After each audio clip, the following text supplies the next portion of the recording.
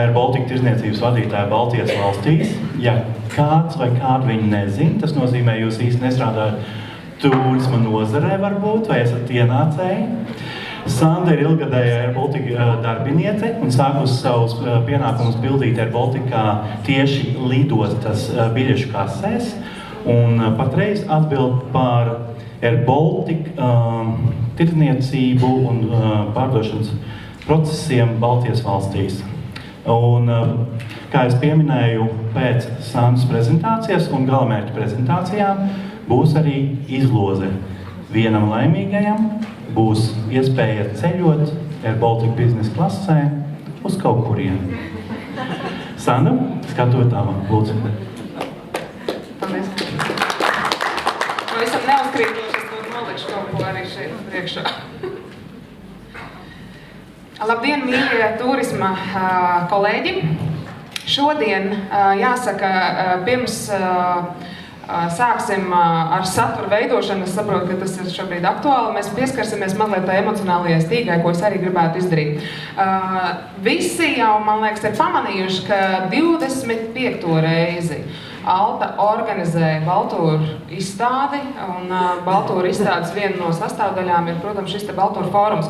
Tāpēc es gribētu lūgt uz skatu kādu no Altas pārstāvjiem.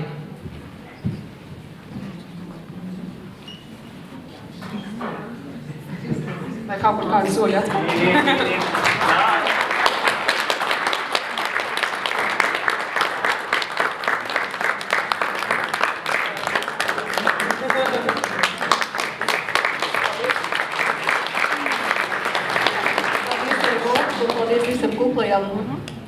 Dalībnieku skaitam šodien. Mēs ceram arī turpmāk jūs redzēt gan mūsu biedru aģentūrās, gan visos mūsu pasākumos. Paldies visiem! Paldies, tiešām. Es domāju, ka visi to ļoti augstu novērtē, un turisma industrijas kolēģi priecājas par šo doto iespēju gan fórumā būt, un gan arī pēc tam tuvākajās brīvdienās aktīvi strādāt izstādē. Nu ko, bet vēl es gribētu pirms sava satura uzlikt, tā teikt, īsu video sveicienu arī no Gauskunga.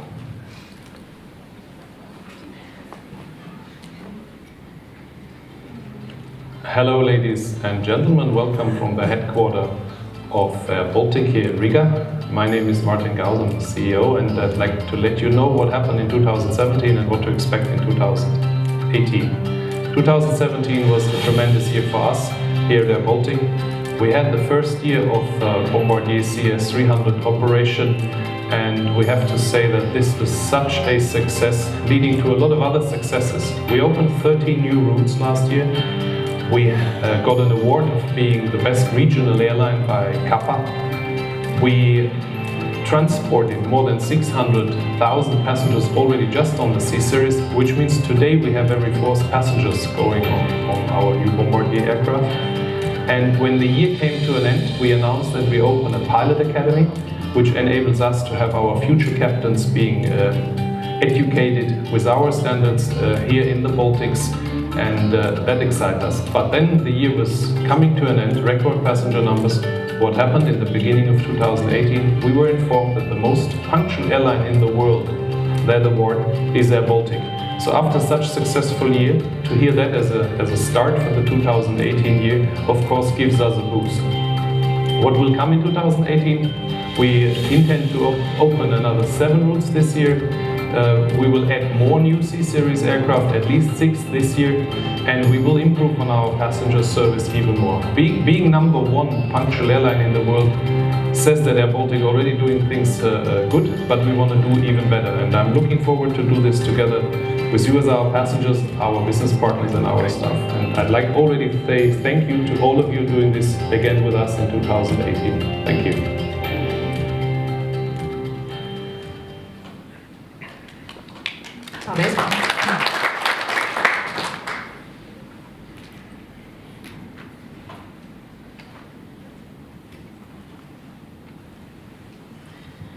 Nu ko, es varētu arī palūgt varbūt to nomainīt.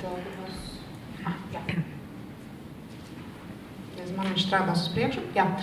Kā jūs dzirdējāt, tiešām pagājušo gadu varens gads bija priekš airBaltic un priekš turismu, es domāju, arī vispār Latvijā, tāpēc, kad attīstība un sasniegumu, ko mēs sasniedzām, ir lielā mērā pateicoties arī jums, bet tiešām, man liekas, airBaltic komanda ir paveikusi varena darbu.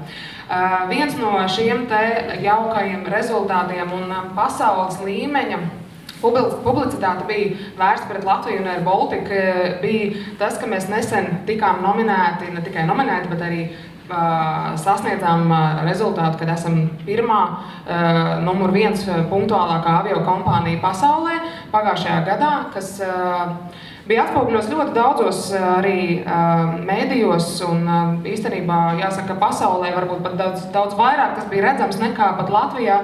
Žurnālos, tur, teiksim, Forbes, Time un tā tālāk, un CNN un citos mēdījos. Jāsaka, ka mēs tiešām lepojamies ar šo sasniegumu, un neskatoties uz to, ka pagājušajā gadā mēs pārvadājām krietni vien vairāk pasažierus nekā iepriekšējā gadā, 7 jaunas bombardieru CS-300 lidmašīnas arī tā kā palaidām, ieviesām, jā, kas arī mēdz notikt ne arī tik gludi, kā gribētos citreiz. Tā ir ar jaunām lidmašīnām, bet un papildus vēl tam atvērām 13 jaunus galamērķus.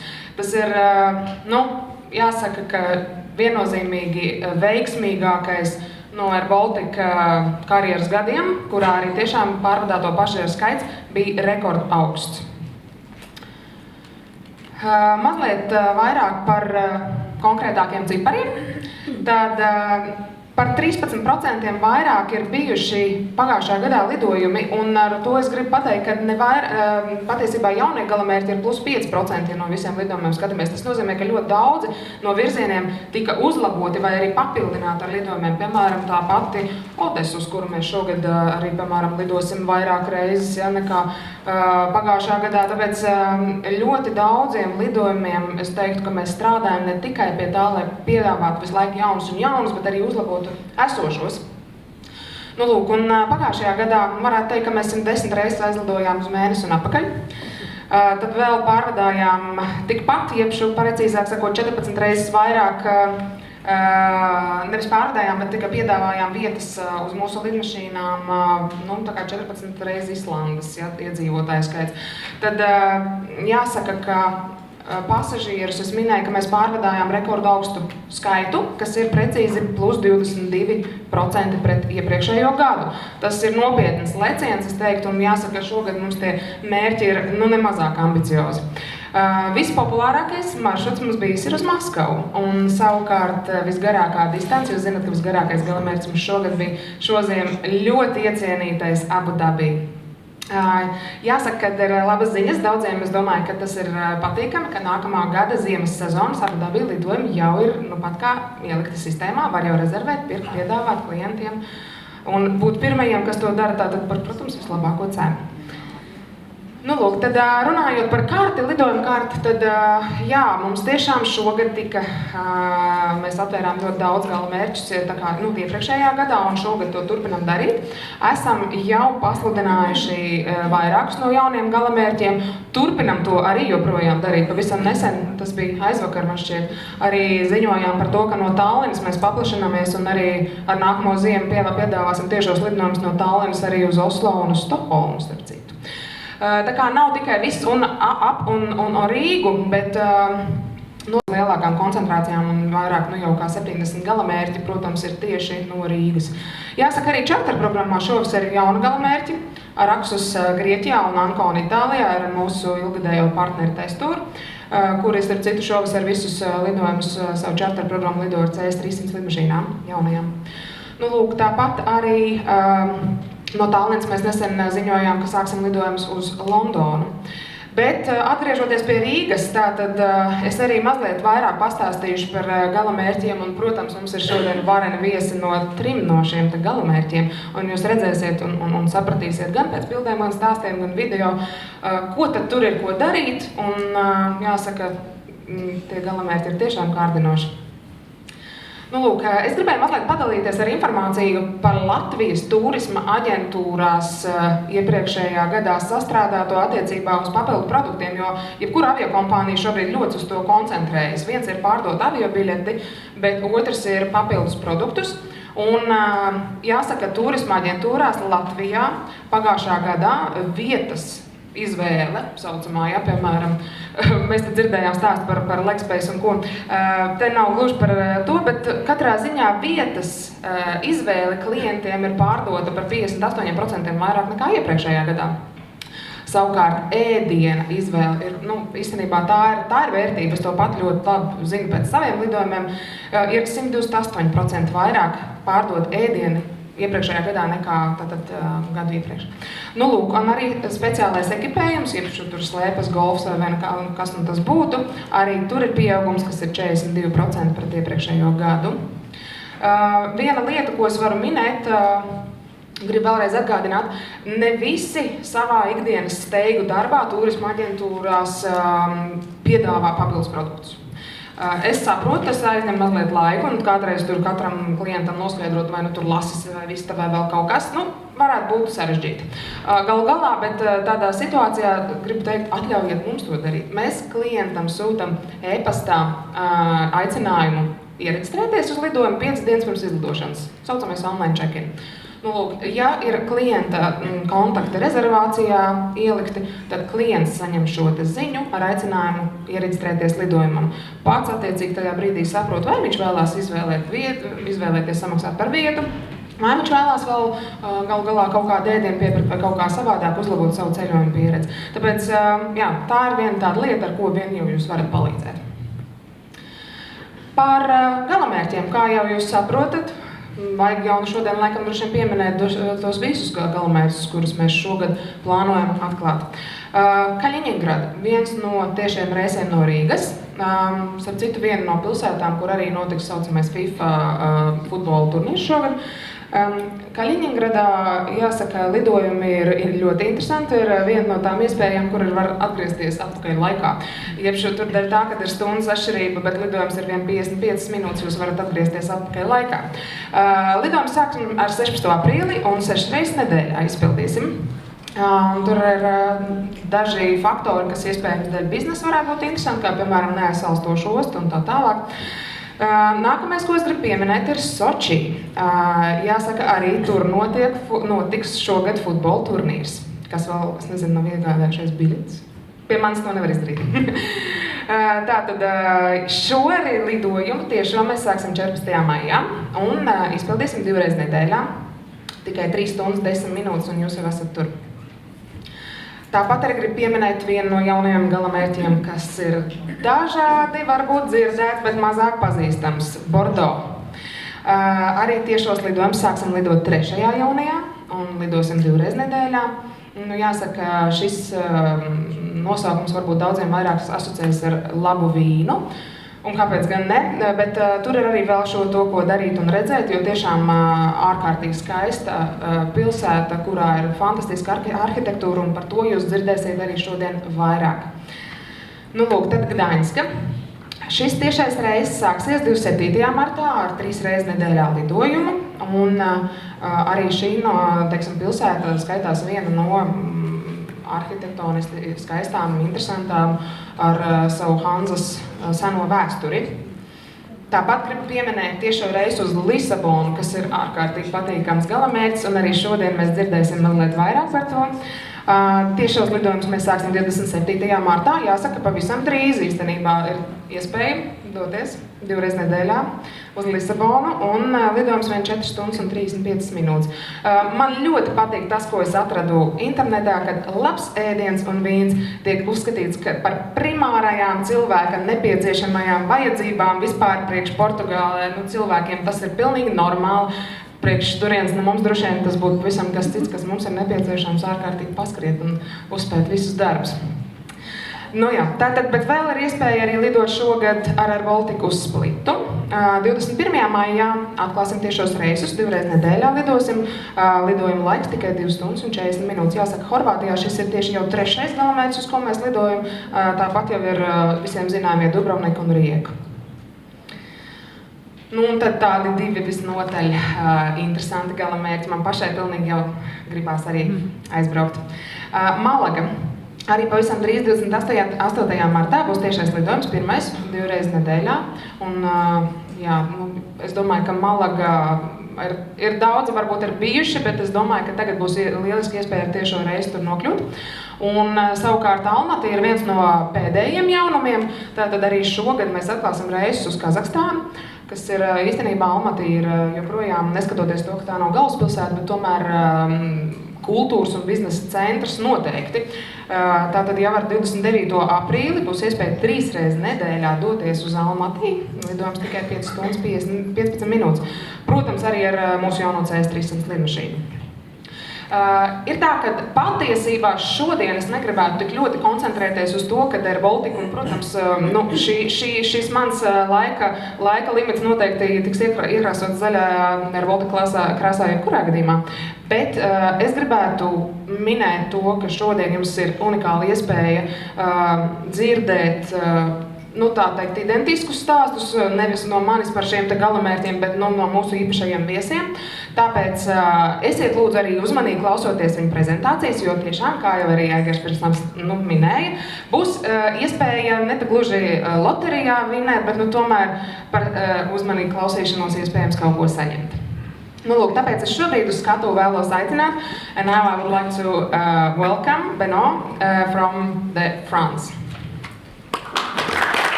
Bonjour, should I continue in French? Oh yes, please. Ok, moi ça me pose pas de problème, je suis pas sûr que tout le monde va comprendre. Ok, I'm switching to English with the strongest French accent I can do because I know it's very charming.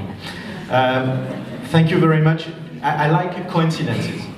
And I heard that Alta is celebrating 25th anniversary this year. Do you know? Travel fair. Travel fair. Do you know also that Riga and Bordeaux are celebrating their 25th anniversary because they are twin sisters? Did you know that? Bordeaux, Riga. So I like those kind of coincidences. So thank you very much for welcoming me here today. I'm going to talk about France and Bordeaux especially, but it's very frustrating because I cannot come with some wine. So how to talk about Bordeaux without talking about wine? But maybe your frustration and my frustration will be released at the end of this presentation. Just a few facts about France. We are still the first world destination, travel destination. We host 87 million tourists in 2017. We are over the record of 2015. You know that 2016 has been a tough year for us and for other touristic destinations because of some attacks, but now we are over that and we are coming back. For the Baltics, we see a growth. For the Nordics and for the Baltics, we see a growth, and there will be a growth of 14% in the 2-3 next year. So it looks like, again, a coincidence, the growth of expecting from airBaltics and their travelers every year, for us in 3 years, but we wish to continue to grow together with airBaltic. Another thing, investment. We all know that we are all professionals of tourism. We all know that what is important is connection and the product. France as the world leading destination, and also as French was a little bit a sleeping beauty, resting on the success. But with 2016 it was a shock for us. We restart to invest very much as infrastructure, but also in product. And also in promotion. In the 3 next year, it has just been announced by the French government, in the 3 next years we're going to have much more money, so you will see me much more often on the Baltics, in the Baltic country, and I will learn more than to see la badiena and la badienne. How do you say it in Estonian? No, I don't know. How do you say hello in Estonian? Tere. Pere. Tere. Pere?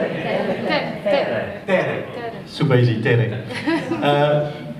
You will see very soon, because we are running an English version of France.fr with our website, much more incentive, much more accurate, much more about the pulse, what's happening. So I invite you to go and have a look at France.fr generally.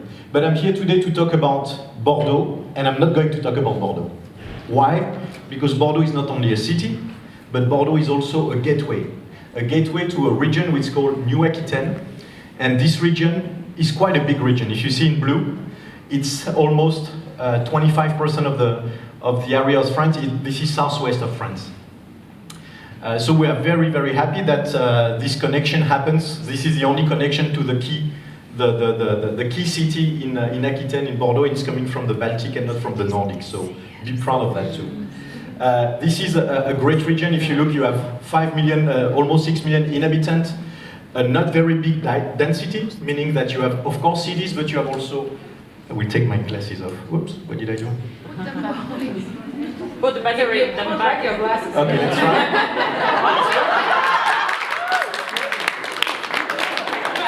It's working. You didn't know that you was going to get a clown this afternoon. So it's 8% almost of the growth or the national money in France is in Aquitaine. I personally lived in this region for 4 years, and it was 4 beautiful years. Not only about wine and food, but also the people. What you dream or the pictures or the prejudice you have about France are still alive there. Very nice, and I will show you.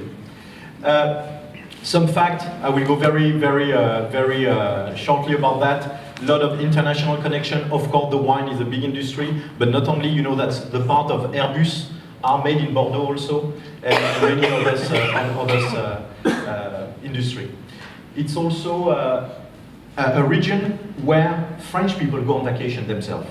So just to let you know, it's a good location to hold vacation because the French go there. And it's still, I will not say unknown, but it's still preserved and still, what you believe and not. I like Nice, it's very nice, but you have many tourists. You have less tourists, foreign tourists in this area. One point, you know, we are talking connection. You have three or two, only 2 connection a week. airBaltic only 2 connection a week. Yes. Only 2. Okay, that's really great to start with this year. I'm sure we will have a daily next year. But with 2 connection a week, maybe for your customers, you can need to have other connecting. You have to know that Paris, Bordeaux by train is only 2 hours. You heard, I know you have airBaltic project. We have already our kind of airBaltic project too. It's called TGV and it's connecting Paris to Bordeaux in 2 hours. So that also can be a way to connect. We have a growth of international flight connection. This connection with airBaltic is one of them. It's 8% this year. I was talking about a gateway to Aquitaine region. So I will go very slightly about 7 or 8, and I will see your interest in all of that. Bordeaux, of course, the Atlantic coast, Biarritz, Pau and Pyrenees, Lascaux, Cognac, Poitiers, and Limoges. Very shortly. I have only 20 minutes. Who knows about Bordeaux? Please, who have been to Bordeaux? Okay. Who is drinking Bordeaux? Okay. So, no, it's a joke, but it's just to tell you that you have a prejudice. You have a point of view about Bordeaux. For you, Bordeaux, it's wine, and normally high standard wine. We're talking Saint-Émilion, we are talking Grand Cru, but it's not only that. That's what I'm going to demonstrate to you. New Aquitaine, there is a lot of things to do. If you look, gastronomy, wine, we just talked about it. City break, of course, well-being, cruise. On the mice market, business and event, we have a lot of possibilities too. And sports, did you know that some of the World Cup in surf are hosted in Bordeaux area, between Bordeaux and Biarritz. And of course, nature, I told you that there was a short density of people regarding the area, so there is a lot of things to do. So, of course, from the Baltics, you know that the highlights for us and for this region, so from the 3rd of June to the 25th of October, do not forget that the after season, at the end of October in Bordeaux, it's still 20 degrees. Not like in Riga or Copenhagen where I live. It's not already winter. Easy to fly to Aquitaine. We talk only about Bordeaux, but there is other airline, and I'm sure that airBaltic is going to connect very much with other cities soon. Bordeaux, I was talking about the connection, 2 hours from train to Bordeaux, but if you see on the screen, you have a high density of cities and other cities. If you want to make, some of your customers want to make 1 week trip and stay 2, 3, 4 days in Bordeaux and then add another city, there is a great railway connection all the year round. So Bordeaux, Did you know that Bordeaux looked like that? What does it make you feel like when you see this picture? Which city? Vilnius? Okay. Good answer. You are the first one to go to Bordeaux because maybe a little bit Vilnius. What does it look like for you? Prague? Prague? No? A little bit? Paris maybe?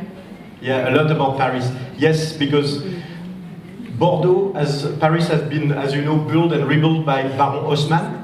You know what we call Haussmannian Boulevard? They have the same, and this is the same person who built the city of Bordeaux. So you have a kind of spirit of Paris regarding the building, but you are in south of France. So another weather, and there is no wine like Saint-Émilion around Paris. Shame on that.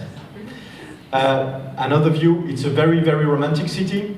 There is a lot of cafe, a lot of art and active life in the city to enjoy a kind of French way of life. How many people like oysters? It's just one of my oysters. Okay, something that you need to discover. Next time I will come with red wine and oysters. There is the mayor of Bordeaux, Alain Juppé, was prime minister in France, and he did an amazing job with his city. He's still mayor of Bordeaux right now, and he did a very great renewing and enhancing the beauty of the city. In this city, you have the Gironde with a river going to the sea, so you are very close to the sea, and all the side of the rivers have been redone to have this kind of possible walking. And this is a water mirror. It's kids love that, and for families, everybody there on weekend. Happy hour in the whole town. Of course, Bordeaux is also culture of wine. So a lot of terrace. Terrace, yeah, I know it's nice the way terrace. Lot of outdoors life. I mean that from the beginning of April to the beginning of November, everybody is outside. You have terrace everywhere. Everybody eats outside and live outside. So that's a very nice aspect of this southern French city. Wine, it's also going with food. If you look at the food market, it's one of the Southern Europe's food market. And with the agriculture with around, you have a lot of fantastic fresh product coming from Bordeaux area. I love to eat duck. And it's also a duck area. South from Bordeaux, you have a region called Les Landes. And in this region, they have a specialty in foie gras. Who likes foie gras? Okay. Foie gras and also some other product like asparage and fruit and vegetable. But the specialty is duck, so every kind of duck, magret de canard, confit de canard, foie gras, and all of this. And of course, wine. One of the prejudices you have about Bordeaux, like I said before, is that Bordeaux is a high-end wine, is a wine for Grand Cru, and it's kind of expensive or difficult to apprehend. I'm good enough to taste a good Bordeaux? Me neither, I don't know. But what I know is that in Bordeaux, because I live there, you have a lot of game of gamme, comment on dit ça? Range, merci Jean. Range of different kind of wine, and they are actually changing the image and changing the production to a more easy to drink wine, still top quality, but more accessible to people. In both white, red, and rosé. Bordeaux is not only red, it's also fantastic rosé, fantastic rosé, fantastic white, and also sparkling wine. Everybody talk about champagne, but we have also what we call crémant. People, do you know about crémant? Okay, one of the best crémant is made in Bordeaux, and they do crémant in white, but also crémant in rosé. One of my preferred things, rosé crémant with a little foie gras, and after red with some duck confit. But you choose. It's also city of art, lot of exhibition, lot of museum, and one of the great museum that you have. You know this building? It's opened in 2016. It's the Cité du Vin. It's not only about Bordeaux wine, it's all about the wine culture. This is a great experience for all public, also young public. You have wine tasting, of course, but all the culture about wine, where it became, how did we develop wine culture everywhere in the world. So fantastic and an amazing building. You have actually a restaurant on top where you can have wine degustation or take your customers or your group. It's just recently opened. It's a year old building. Bordeaux, of course, have his wine festival. So write down the dates: 14 to 17th of June 2018. All the streets of Bordeaux are about wine. You go everywhere. You have some wine. Music, food, tasting, everything is around wine because it's their main and one of their major attractions. You see Bordeaux, this is this white circle on the map, and you have, if you look, that's starting to be, I'm starting to give you an oenology course. When you are in Bordeaux, you can reach 4 of the great French wine region. Saint-Émilion, everybody knows about Saint-Émilion, Médoc, Sauternes sweet wine, and of course Cognac. I was asking when I arrived earlier if people drink a lot of cognac. You're not cognac fans? Who like cognac or no cognac? Okay, I have to come with cognac too next time. That will be expensive. That will be expensive to bring all this and make you wine tasting, but I will do that with great pleasure. And it will be not such a long time. Saint-Émilion, if we talk about Saint-Émilion, is one of the most famous, is of course a UNESCO World Heritage. You of course can visit the winery, see some winemaker, but even the village in itself, with the medieval village, is a fantastic excursion. It's 45 minutes from Bordeaux. There is wine, but we also, French people, we're a little bit crazy. Everybody like to run right now, and there is this, it's just an example, 9 of September last year, it will be around the same date in September 2018. This is Marathon du Médoc, where people are running a marathon, so 42 kilometers, around the vineyard, and all the castles are open and people get a free tasting. So you have some people, as you see, who are running it like professional, and you have also people who are running it as friends, take an entire day to run this, or walk these 42 kilometers, or bike these 42 kilometers. It's just the idea that you go from one chateau to another wine chateau with running. I see. Do you find it funny? It's nice. It's a good idea, mixing sport and wine. Like that, you don't have any guilty feeling. Sauternes, is one of the sweet wine.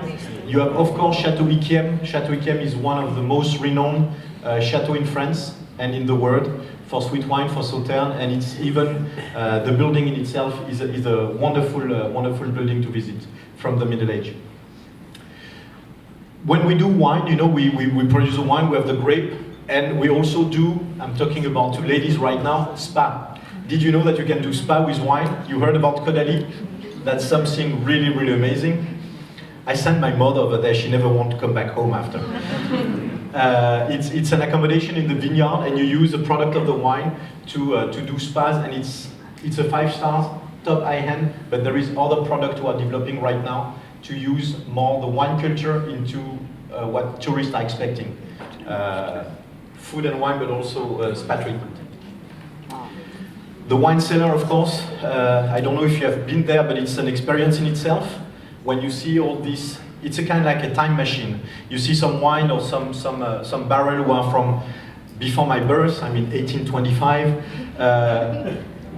Some wine were amazing, and just the structure, you will see some of the different wine cellars like that. You have, of course, the classical castle, but you have also some architectural new building, and all of them are some specific condition to produce some specific wine. So it's very, very interesting to go around and just see the wine cellar, the different wine cellar, to, of course, taste it, but see how they created this space to mature the wine. Wine is a central attractivity of Bordeaux, very near, and around this attractivity you can of course have other activities than only wine. You can bike in the wine in the wine vineyard. You can also do some paragliding. You can do some acrobranche. I don't know how you translate that. When you have some activities in the trees, have picnic in the trees. Many DMCs and local are having some very interesting and innovative product to have a little bit about game around wine. One point that I would like to enlighten is that when you think wine tasting, you say no kids, no family. Absolutely not. Many of the wine cellar, when you do the wine tasting, have activity for kids. for them to be occupied when the parents get drunk or get enlightened about wine. And of course around wine, and it's very important to know, because you know, when you think, okay, let's get a trip with my family around Bordeaux, oh no, it will be frustrating. I cannot drink wine because I have the kids with. So not true. You can take your kids around Bordeaux and go for wine tasting. Cognac, I told about Cognac very shortly. Cognac is only an hour and a half north from Bordeaux. Bordeaux is right there, where you see Gironde on the top is right there. So it's very close to, and it's another, you know Cognac, I will not develop that very much. Cognac, 98% of the production of Cognac is to export. We only use 2% of the production of Cognac. Prestigious spirit, very different than wine and very complementary. You can make a double story, you know, learning about wine but also learning about Cognac, who have a fantastic story. Your almost neighbors, the Norwegian, are very, very fan of Cognac. You know, if I make some name dropping, Rémy Martin, Martel, Courvoisier, I'm sure you have already seen the bottle. They have one great bottle actually in Kempinski today, over there. I told you about the river in Bordeaux. From the river in Bordeaux, you have a lot of, you see the boat, you have a lot of cruise tour, because you can cruise on boat and going to visit some vineyard from the cruise. How many time do you have left? 1 minute? No, I'm joking. I'm keeping. Just tell me please feel free to interrupt me. Raise your hand if you have any question or anything. It's just a little bit more an open discussion for me. So I was talking about Bordeaux and the near area of Bordeaux. I'm talking now about the Atlantic coast. That's where 25% of French people are having their holiday in the summer. We have 400 miles. So like 650 kilometers of sandy coastline with a very nice environment. The highlights, the Bay of Arcachon for the oysters lovers. This is one old city. It's from 1850, start to all the people from Bordeaux, the rich people from Bordeaux went to Arcachon to go on the seaside and have oysters and wine and white wine. So Arcachon, definitely a place to see. La Rochelle, with the place where France was having all their military ship and building all their ship. You will see that. And l'Île de Ré, where many of our French presidents are going on vacation. And it's a kind of the hidden Saint-Tropez. So a lot of rich people are going there because it's very well preserved environment and hidden area. So this is Baie d'Arcachon with Dune du Pilat. Dune du Pilat is the highest sand mountain in Europe, more than 100 meters. It's very fun. I was talking about kids and families. Very fun to go on the top of that and look at the sea and Baie d'Arcachon and drink, of course, some. On the top, I will recommend a cold white wine. Very nice at the sunset. That's what I do. I was talking about Arcachon. You see from the 19th century a resort that's to give you the style. Very, very beautiful. Just to bike around, stop, get some oysters. I know everybody feel like going there. No? No? I do. I was talking about La Rochelle. You see La Rochelle is very the Atlantic coastal city, typical, with the two towers were guarding the city. Surcouf and all the French pirates were there, and some of the people say that they see Pirates of the Caribbean there too, sometimes. L'Île de Ré, I was talking to you about this little preserved island where many French people go there, but also some other European tourists. L'Hermione, this is a reproduction of the ship that Lafayette used to help for the independence of the US. It took 17 years to rebuild the ship, and it's of course now a live museum. They actually redo the route from La Rochelle to the US 5 years ago for celebrating the anniversary. Poitiers, we'll go very shortly because we're a little bit north from Bordeaux and I'm running out of time. Poitiers is another French city, very, very interesting, a little bit more romantic, very Roman art. You have an hour 18 from Paris, and you have direct train, of course, to direct TGV train from Bordeaux. That's Poitiers. Yeah. Futuroscope, we are talking about families. This is the 30th anniversary of Futuroscope. Futuroscope was a government initiative, the local government initiative, to help the young people to get interested in science. So it's a scientific part, but very fun. A mix between Disney and an experimentarium. Very, very good product also too. Of course, everywhere some French churches and traditional architecture. Dordogne. Who knows about Dordogne? Raise your hand. Nobody knows. Oh, what? You've been there? I live there. You live there? And you're back, so it's not a good sign. Why you didn't stay there? Too much truffles. Too much what? Black truffles.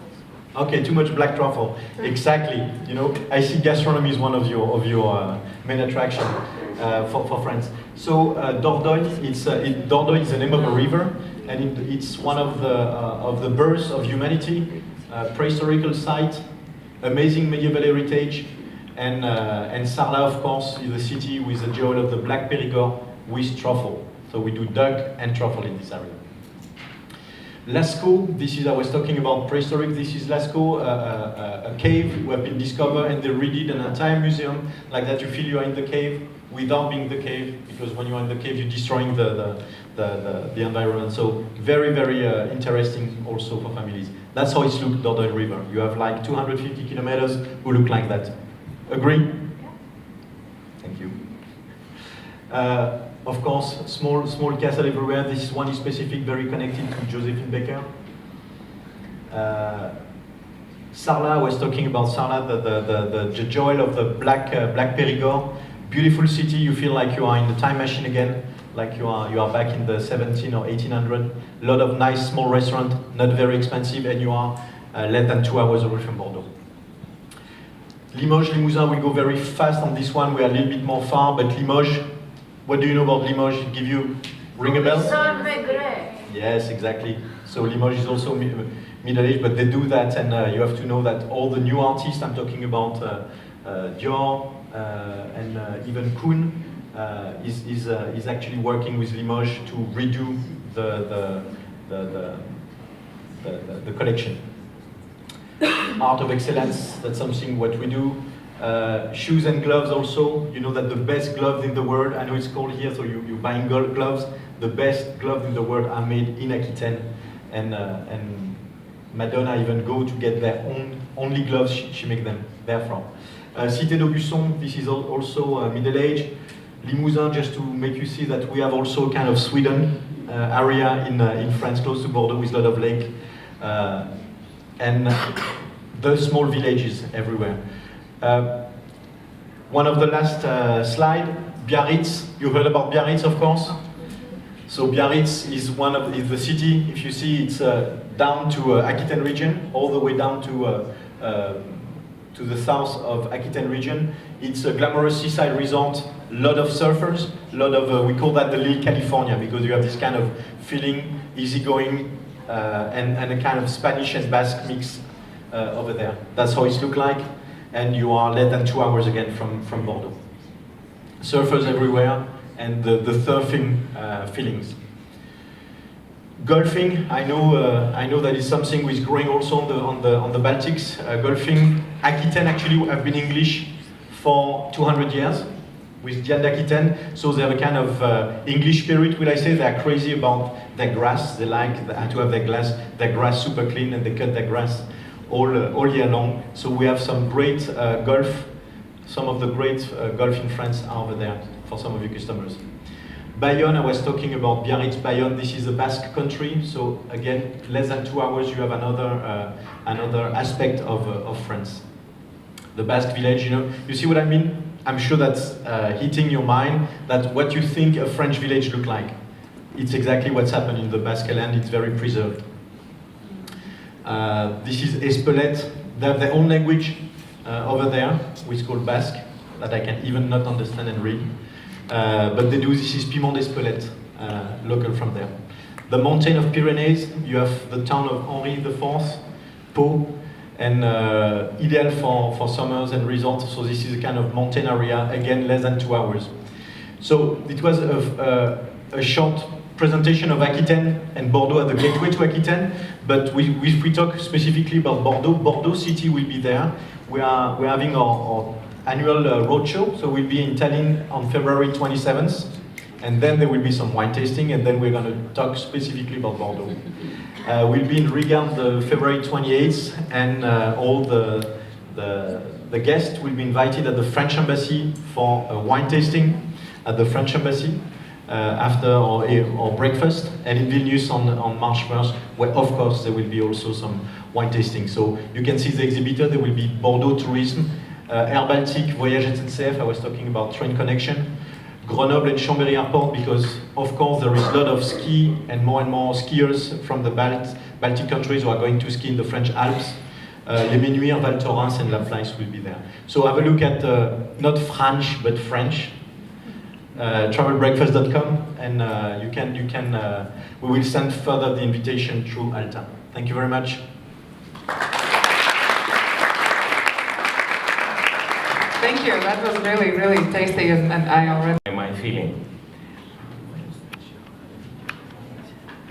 But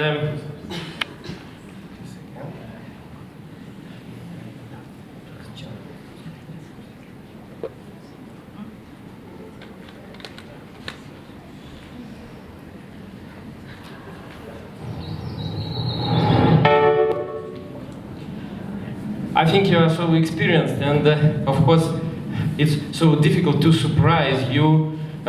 Some activities, some places, some mountain resorts, even with so wide range of activity. Anyway, I tried not to tell in my presentation, not to tell about some possibility and activity which we can provide to your distinguished guests, but I tried to say about some feelings caused by our resort in everybody. Let's see one short video, and after that we can talk.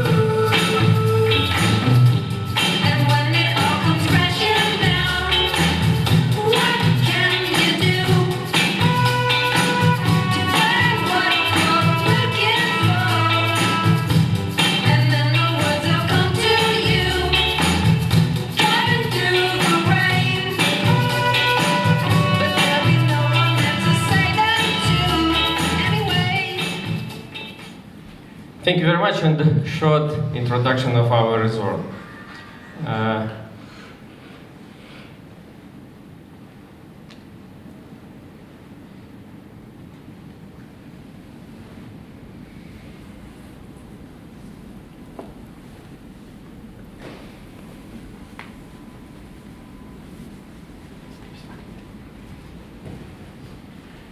And it will be some picture of winter, but don't be afraid, I tell about the summer as well. In this case, let's start. Our resort was exactly burned due to Olympic game.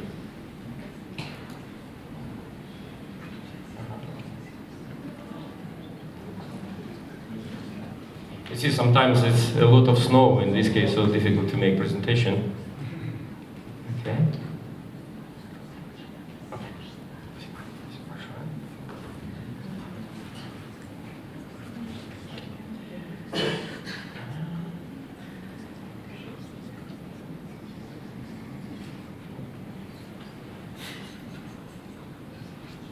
Нельзя сделать так, чтобы слайд был slide by slide, because you see now we have one and previous one and after that.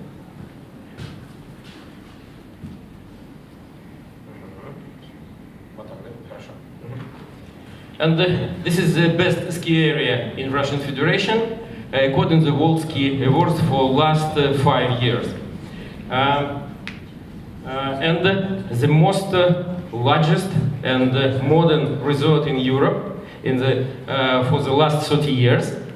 And as Timur said, the location is very nice because it's the same latitude of world-known resorts like Nice, Monte Carlo, San Remo, or Varna. Also very easy to reach due to airBaltic. In this case, no problem with your distinguished guests to be in Sochi and of course in Roza Hutor. Who is our guest? Main of our guests is young and very active people from 25 up to 45 age. Ladies and gentlemen, in this case they are so very energetic and really they enjoy to be in resort for whole year. From Baltic state and Scandinavia, we have for last year around 500 guests. 500 enjoyed our resort, and I think we are so happy and really thinking that the number would be more. Of course, some figures, but don't waste the time about these figures. Very important. The number of our guests is around 2 million a year. It was 2016 and the same number 2017. What we can provide? We can provide 50 hotels in same area, 5 apartment hotels for 500 people, 1 sanatorium and 11 chalets. You can see the name of this hotel starting from Radisson, and Elena and Anna can tell you about everything about the chain of Residor Group, about Radisson Hotel located in Sochi as well as in Roza Hutor. More than 20 restaurants with any kind of cuisine, and I think one of the feeling to taste the very nice food. Of course, all range of guest services, and what's the structure of resort? We have 3 main levels. One of is Roza Valley, 560 meters above the sea, with main hotels, main attractions located there. Second one is Mountain Olympic Village. During Olympic game it was around 3,000 guests located there, and main venue was especially in this place. Third one is Roza Peak, is the highest level of Roza Hutor, and I think one more feeling we have to say that when you will be there, your breath will stop. The light with very nice, unlimited view, and even with nice weather you can see Black Sea from this point. Highest observation point in Sochi is Kamenny Stolp, 2,500 meters above the sea. And this is the structure of our resort. You can see, maybe it's okay. You can see there. Maybe we have. No, we don't have. Okay, let's move another. And for skiing, as I told, but let's talk about the summer. Let's talk about the summer. It's our especially whole year-round upper ski. All of guests definitely would be so happy to be in Roza Hutor, I'm absolutely sure, and find the activity which definitely they would like. All equipment for the kids. For winter, for summer, we have kids club, and the record of kids club is 85 kids a day just staying there. And for winter we can provide ski school, for summer some special school for forest like scouts activity. They are just moving to some forest, special designated routes, and just finding some plants or some looking for some animals, some birds, etc., etc. They are just really so happy.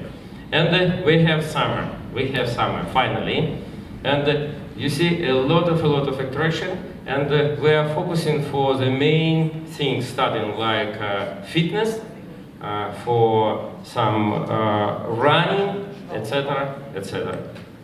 Yeah. You see, this is the number. And also we provide, I think, very nice product, Mountain Plus Sea. All of our guests who stay in hotels in Roza Hutor have free shuttle transportation to the sea.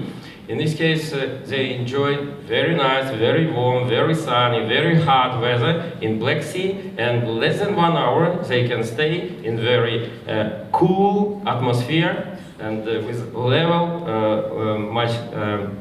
with nice level of humidity, and enjoy it overnight in Roza Hutor. Main events of Sochi also, I think a lot of main events take place in Roza Hutor, like a lot of festival, like Generation Next for the kids, like Boogie Woogie Winter Festival and Winter Carnival, Quicksilver, New Star Camp, Roza Fest Festival. Just it's so difficult to say. Also MICE event. Why? Because your guest will stay in the very near location of main events. They have accommodation, they have place for this event, they have a lot of restaurants and a lot of activity. One of our main objects is Roza Hall for 1,700 seats. In this case, any kind of event like Christmas in Roza Hutor, which is transmitted by First Channel. Just also we is hosting. It's our Roza Hall. And of course, any kind of possibility to provide. And speaking about foreign guests, around 7% of our guests is foreigners, and number one from CIS countries: Israel, China, Germany, Iran, USA, Baltic states, as I told you, and France. And we are first resort who is participating in program Visit Russia. In this case, I think definitely the guests will be satisfied. And people trust us, thank you very much. And I'm really so happy to be here. What I would like to tell you now, just very briefly. I think now we are participating not only in opening new destination and presenting new destination. I think we can participate, I think, more serious event, as we can call as birth of new tourism product. What do I mean? And what kind of product I mean? I think this product can have at least 3 advantages. Second advantages, this is solving the question of transportation. Because due to airBaltic, very nice service, definitely your guests would be comfortable atmosphere and definitely would be on time of the destination. Third one is destination and the service and activity which your guests can receive. I mean, of course, Roza Hutor, and of course I mean Sochi with my colleague, but definitely everybody will feel and satisfied of this product. But number one of advantages of this product is, I think you understand, is definitely you and your activities and activities of all professionals of tourism European market. Because without sales, nobody will fly, nobody will come. In this case, please, we would be so happy to work with you and just to create absolutely new product.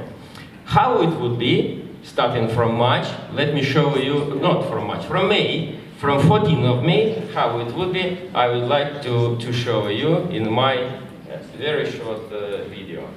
А вы могли включить?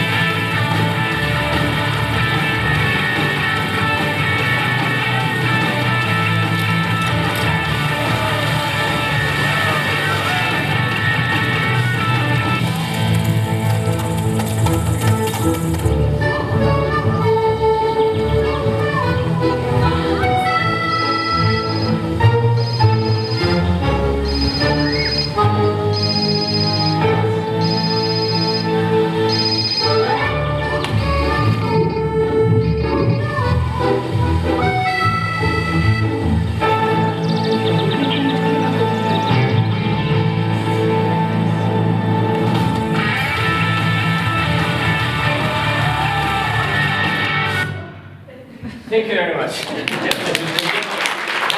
SOCHI, welcome to airBaltic flight. Thank you. Thank you. Es gribētu vienu komentāru arī pateikt, par ko jau arī minēju. Viesi, kas mums šodien runā, būs... Well, thank you, Asita, for inviting me to be here. It's really a pleasure. And I might say that I've been fighting for this situation for quite a while. My name is Oto. I'm based in Stockholm. I'm working for the Portuguese tourist office. And I worked there for 5 years. And I must say that I've been always meeting and trying to have meetings with airBaltic and to convince them to work with Lisbon, with Portugal mainly. And finally it happened. And I'm really happy to see that airBaltic is going to start flying to Lisbon, and I'm sure that you will be happy with that. Not only the destination is fantastic, but I think the airline company is also fantastic. I flew today with you, and we were slightly delayed, not only because of the flight, but because there was a shortage of men putting the luggages inside the plane. So you can imagine this is typically Sweden. Well, I will start the presentation. Can I just, okay? Okay, sorry, I was not seeing that. Okay, here. Okay. Well, of course, I'm not going to talk only about Lisbon. I'm going to talk about a little bit about Portugal. Just wondering, how many of you have been already in Portugal? Well, not so much. That's good. It's a good opportunity when you never been to a destination, especially working in tourism. I think it's a challenge to go to new destinations. And then I hope that after this presentation you get the click of willing to go there. Well, as probably you know, Portugal is a very small country. We have about 800 kilometers from north to south, and 220 kilometers from east to west. And Portugal is not known, as you can see. Not so many of you have been in Portugal, because we've always been in the shadow of Spain. Spain was traditionally our big enemy, so we couldn't, in a way, face Europe. So, because Spain was in between us. So, historically, although we have the same origins, of course, we are brothers, we have the same origin as Spain or the Spanish, but we made our own way. So, we couldn't face Europe, we had to face the Atlantic. And that made us different. Being a very small country with 800 kilometers, with a population of 10 million people, we couldn't afford to be kind of similarities with Spain. So we became different. And we have the same origin, we have more or less the same culture, but we become different. And this is what I'm going to try to explain a little bit further on. So being a very small country doesn't mean that we are the same country everywhere. So there are huge differences between north of Portugal and south of Portugal. We have a lot of mountains up in the north, and we have especially the beaches and the plains in the south. And of course you have the coastline, that is of course the Atlantic, and you have a lot of waves, a lot of surfing areas. And of course you have the interior part. And you see huge differences in terms of people, in terms of products and offer Portugal can have in these different areas. And of course we still have Madeira, the island of Madeira, which is in front of Casablanca, so already in the Atlantic, in front of Africa. And the Azores, that is exactly between Europe and the States. So it's exactly in the middle of the Atlantic. So 2 hours and a half, more or less, from Lisbon. So of course we have about 850 kilometers of coastline. So, well, from north to south, and then from south until the Algarve, all the Algarve area, we have 850 kilometers of coastline. So there's a lot of different beaches you can find there, from pebble beaches, mainly in the northern part of Portugal, to beautiful white sand beach in the south. We have 250 sunny days per year. This is a picture of Lisbon. Of course, we don't have 365 days of sun, because we are a green country, so there's plenty of rain also, especially in the north, luckily for us. And of course we can't skip culture. We have 900 years of history. Actually, we are the oldest country in the world with the same borders. So, of course, as I was telling you, we've been facing the Atlantic as we couldn't face Europe. And facing the Atlantic made us completely different. So we went down to Africa, and we went to the South Africa. And then we went to India. We were the first Europeans to arrive to India. And then we continued to Thailand, to Vietnam, to Japan. And you can still see words in Portuguese in Japan, like arigato, for instance, which is obrigado, which is thank you in Portuguese. And there are still 400 words in Portuguese, in Japanese. But we crossed, of course, the Atlantic, and we went to Brazil. And we've been to South and Central America. And of course we bring a lot of things from Europe and from all over Europe to these countries and to these continents. And of course we bring a lot of things from these continents to Europe, and mainly to Portugal. And I would say that this kind of crystallized a little bit in what we are, in our gastronomy, in our culture. So all these things that we bring. Not only the spices, not only the way of cooking, not only the religion that we bring from all these continents. I think everything is concentrated in a little bit in Portugal. So you can't skip, if you go to Portugal, you can't skip romanticism. This is a palace we have very close to Lisbon. This is Sintra, a palace of Sintra. It was a very beautiful story behind it, a love story behind it. But, well, that's why you say you can't skip romanticism. Of course, when you talk about golf, we talk about Portugal. And there's not only a few golf courses, there are hundreds of golf courses around Portugal. You can find them in Madeira, you can find them in Azores, but you mainly find them in the Algarve. There are hundreds of golf courses in the Algarve. There are also fantastic golf courses around Lisbon. Even in the city center there are golf courses. But around the coastline of Lisbon there are fantastic golf courses. And if you're really willing to play golf with good weather year-round, please try Portugal. You'll see you'll love it. You can't skip architecture. There's a lot of things happening in terms of architecture in Portugal. This is Cisa Vieira, one of the Pritzker Prize of Architecture, one of Portuguese guy. There's another guy that won the Prize of Architecture, which is Soto Moura. But what we've done now in Portugal is we managed to cross the very modern thing with the architecture, with the traditional buildings that we had in Portugal. So crossing tradition and modernity. You'll see that in Lisbon, you'll see that in the main cities in Portugal. Of course, you can't skip Portuguese waves. Portugal is becoming very, very famous for surfing, and there are a lot of fantastic spots in the Algarve, in the coastline, in the Atlantic coastline. There are fantastic spots. And of course, there are special spots for surf. This actually is the biggest ever surfed wave with 23 meters. It was 2 years ago, and it was 2 weeks ago. There was a guy, a French guy, that managed to surf a biggest one than this one with 35 meters. So this wave has 23 meters. You can imagine. You can Google that with 35 meters. So you see a small spots and a guy in the middle of the wave.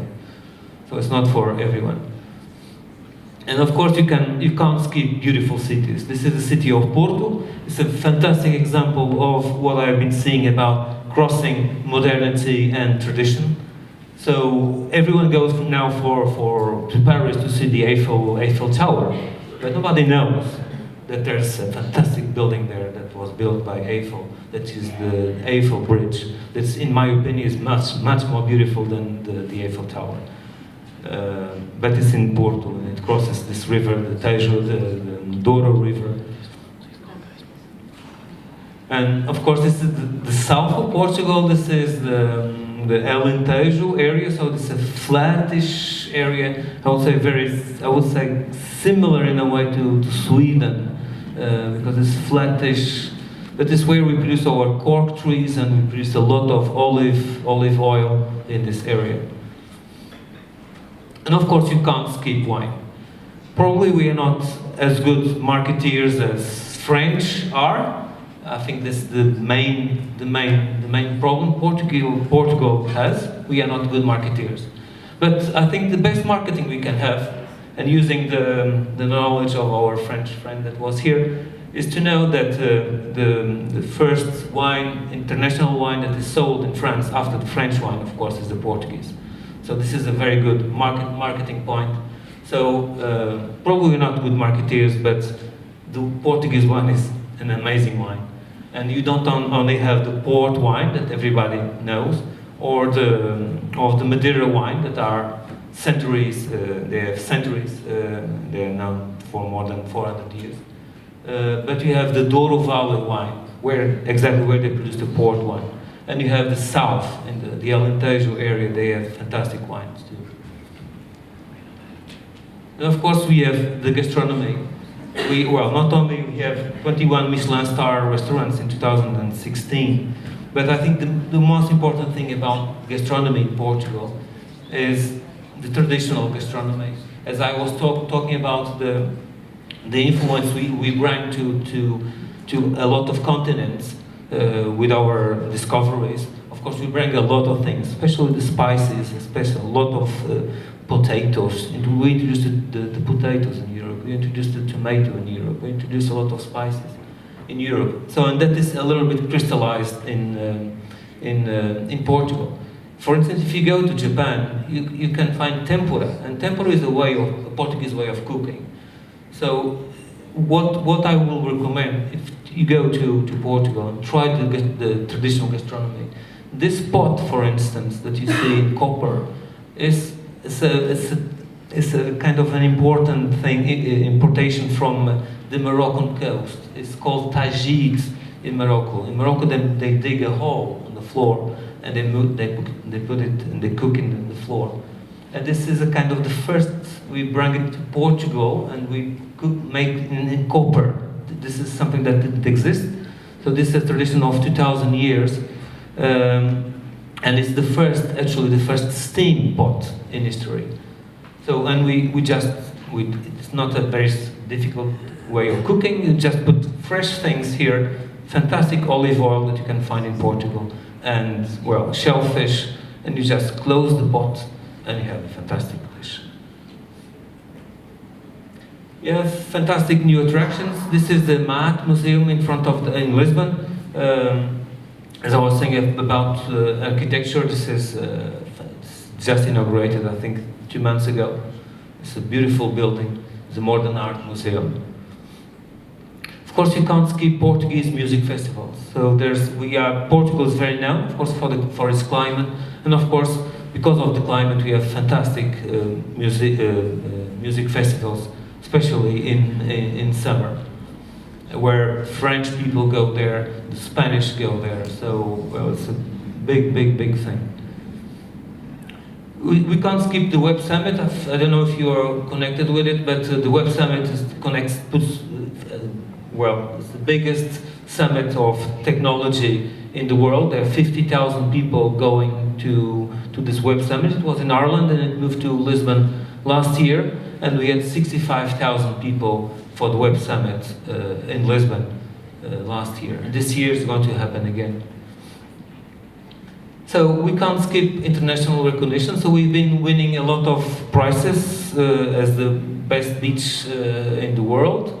The World Travel Awards for the best tourist office, the best beach in the world, the best golf destination.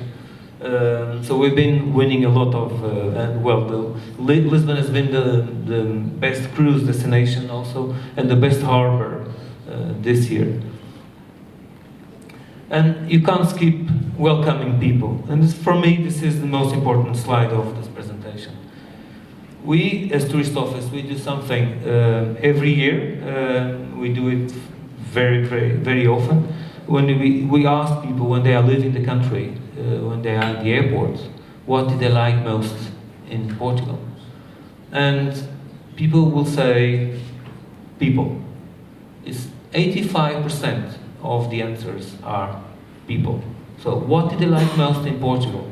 It's not Eiffel Tower, it's not Big Ben, it's not nothing. It's people. And when we say this for us makes us very proud, because it's the way we receive people, the way we want people to be welcome.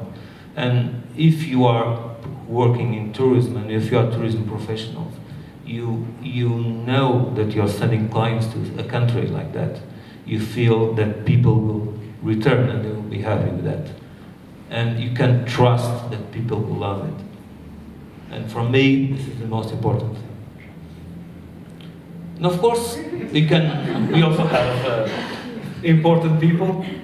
But well, this is not the most important slide. Now I have a video that I wanted to. I have this last slide. That is the most funny thing that I found about Portugal. So Portugal, a bit like sea-salted caramel chocolate. You didn't know how good it was until you gave it a go. So I found this somewhere in the internet, someone writing this about Portugal, and I am using this in my slides ever since. Because I think this is about Portugal. For those who've never been there, I think it's a good way of trying it. And now I have a small video. I think it will start automatically, but I'm not sure.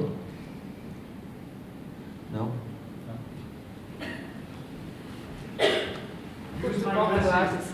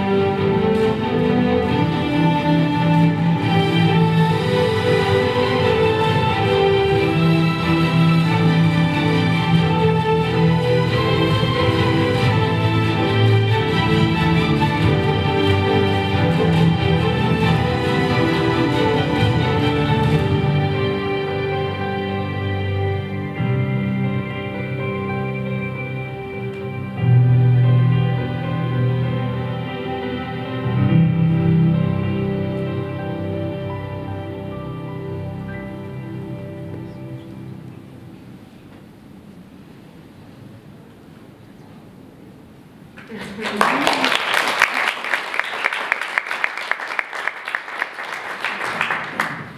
you. I enjoy. Thank you very much.